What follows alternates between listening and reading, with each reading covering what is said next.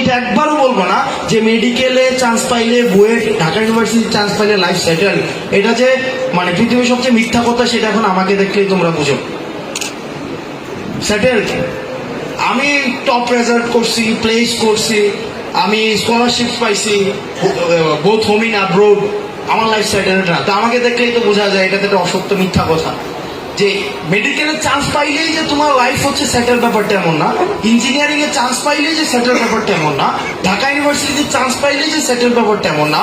বরং ব্যাপারটা হলো যে তখন তুমি তোমার লাইফের স্টিয়ারিংটা তোমার হাতে থাকবে, এবং তোমার যেই কনফ্লিক্ট ব্যাটেল, এই ব্যাটেল গ্রাউন্ডটা অনেক বড় হবে। ছোটখাটো জায়গায় তুমি যুদ্ধ করবে না, তোমার যুদ্ধক্ষেত্রটা অনেক বড় হবে, তোমার স্ট্রাগলটা অনেক বড় হবে, স্ট্রাগলটা অনেক মহৎ হবে। ফাইন। তো তোমার, আমি বলতেছি না যে তোমার লাইফ সেটেল হয়ে যাবে, বলে না যে অনেকেই একবার ঢাকা ইউনিভার্সিটিতে যাও, চান্স পাও, লাইফ সেটেল, পড়াশোনা নাই, কিচ্ছু নাই, খালি চিল আর চিল। চান্স পাইলে না পাইলে তোমার মোটামুটি বলা যায় এক সপ্তাহের মতো কষ্ট থাকে, তারপরে কষ্ট শেষ। আর চান্স পাইলে তোমার আমৃত্যুই কষ্ট থাকবে। কিন্তু ওই কষ্টটার মধ্যে একটা হচ্ছে কি, প্রাইড আছে, একটা এক ধরনের অরা আছে, aura, a sense of aura you will feel always. ব্যাপারটা হচ্ছে এমন। সেজন্য তুমি সিদ্ধান্ত নাও, তুমি তো স্ট্রাগল করবা, তুমি কানবা, তুমি লাইফে যেখানে যাবো সেখানেই কানবা।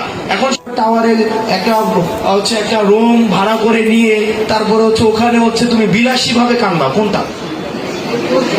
আমার বিলাসী ভাবে কানবো। তো এটার সিদ্ধান্ত নাও তুমি। সেজন্য তোমার প্রস্তুতি পর্ব হচ্ছে ইউনিভার্সিটি লাইফ, এই কলেজ লাইফ।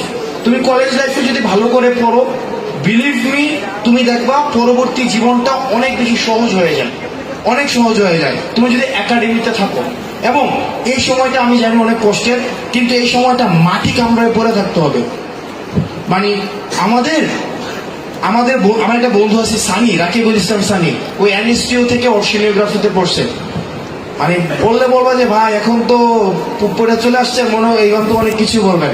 আমাদের খাবার খাইতে 1 মিনিটের কম সময় লাগতো, 1 মিনিটের কম সময়, লিটারেলি। মানে আমাদের দেখা যেত কি 1 মিনিটের কম সময় খাবার খাইতাম, এবং এমন